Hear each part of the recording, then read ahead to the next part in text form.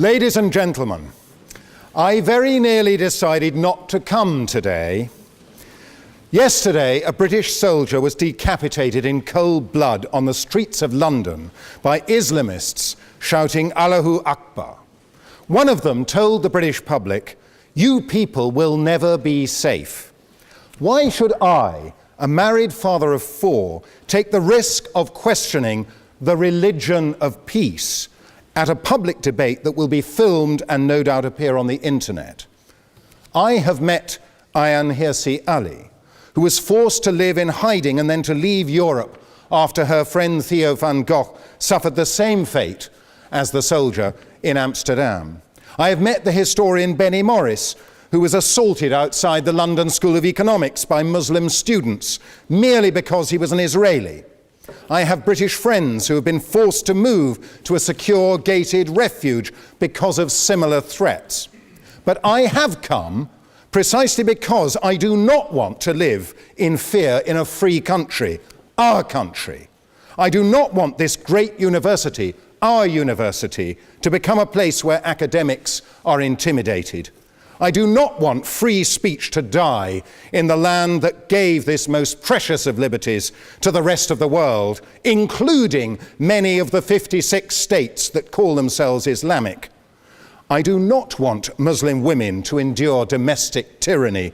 The Pew survey reveals that more than 90% of the world's 1.5 billion Muslims believe that wives must always obey their husbands. 90%. Earlier today, I attended the funeral of a dear friend, Professor Geza Vermes, a man whose remarkable career shows what freedom means and why we must fight to preserve it here in Oxford. It was only because he, unlike his parents, survived the Holocaust in Hungary that he ever came here to found the discipline of Jewish studies. Geza was hidden from the Nazis by the church and after the war became a Catholic priest. But later, he criticized the church's attitude to the Dead Sea Scrolls, which he insisted should be made available to the academic world, regardless of their implications for the origins of Christianity. Indeed, he became a leading expert and was the first to translate them into English. Later, he left the priesthood to get married and decided to revert to his Jewish roots. Here in Oxford, Geza began to investigate what he called the Jewish Jesus, not the Son of God or even the founder of Christianity, but a charismatic Jewish preacher. Geza challenged Christian orthodoxy at every point, though just before he died he also shocked Orthodox rabbis by showing in an article for Standpoint, the not very right-wing magazine that I edit, that crucifixion had been used by Jewish rulers as well as Roman ones. With a foot in both Jewish and Christian camps, but beholden to neither, Geza enlarged our knowledge of the world of Jesus more than anybody else in our time. I've dwelt on his career, the career of Geza Vermes, for one simple reason. None of it would have been possible in any Islamic country. His change of religion would have been treated as apostasy, despite the fact that the Quran suggests only that an apostate will suffer in the next world. Under Sharia law, it is a capital offence, and many Muslim-majority countries do in fact impose the death penalty. The latest Pew survey suggests that a majority of Muslims around the world agree with this draconian punishment. Even worse in the eyes of Islamic authority was Geza Vermes' investigation of Jesus. If he had attempted to apply the same modern scholarly methods to the Prophet Muhammad in an Islamic country, he would certainly have been executed for blasphemy as a non-Muslim or for apostasy if he had been a Muslim. One recent example was a leading Islamic scholar in Sudan, Mahmoud Taha, who was executed for apostasy merely because he presented Islam as a religion of peace, drawing on Muhammad's more conciliatory sayings rather than the warlike doctrines he later adopted. Not only would an open-minded intellectual like Geza Vermes have no place in an Islamic country, but a university like Oxford, in which liberty of research into everything, including Islam, is not merely permitted but obligatory, could not exist. There are no universities in this sense in the Muslim world, and the academic study of Islam, and especially of its founder, has been greatly inhibited by the suppression of free intellectual inquiry. Now, how does this lack of free speech and inquiry bear on the question we are debating tonight? In my view, it is crucial. Islam has the potential to be a religion of peace. No, sorry, I'm not taking points of information. But it will need to evolve a great deal if it is actually to become a religion of peace. Islam cannot evolve unless Muslim authorities, both religious and secular, allow the freedoms we in the West take for granted. Freedom of speech, freedom of the press, freedom of conscience. Of course, these freedoms go together with other basic principles which are absent in those countries. Equality before the law, civil and political rights, constitutional democracy, economic liberty, the separation of church or mosque and state. All these ideas emerged in the West because the Judeo-Christian tradition has always evolved in classical and medieval, Renaissance and Enlightenment periods, and it is still evolving today. As a Catholic, I must acknowledge that it is only in my lifetime that the Church adapted its teaching on the Jews from enemies to brothers.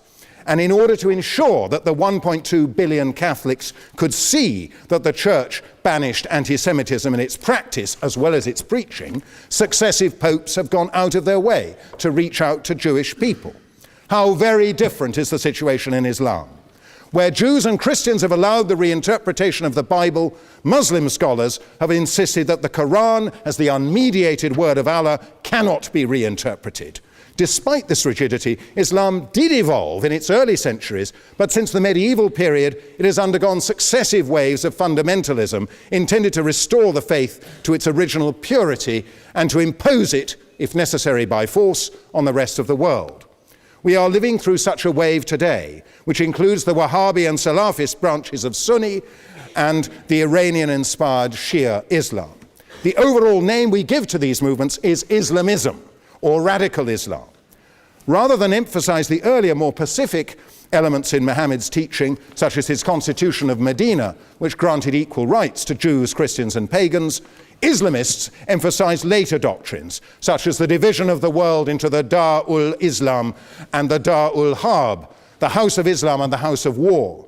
We are living, apparently, in the House of War. Or the draconian enforcement of Sharia law. Not content with the attempt to convert non-Muslims, Islamists stress the obligation to carry out jihad, understood to mean holy war, including terrorism. As we saw yesterday in Woolwich, or a few weeks ago in Boston, radical Islam is not only a threat in the Muslim world, but also here in our midst. It is, in fact, the most direct threat to Western civilization in the world today. It is not enough, it is not enough for Muslim apologists to point to statements of regret after terrorist attacks. They have to acknowledge the truth about their own past and present, the discrimination and cruelty towards non-Muslims, women and slaves that have characterized Islam from its inception. Mehdi Hasan is an exception.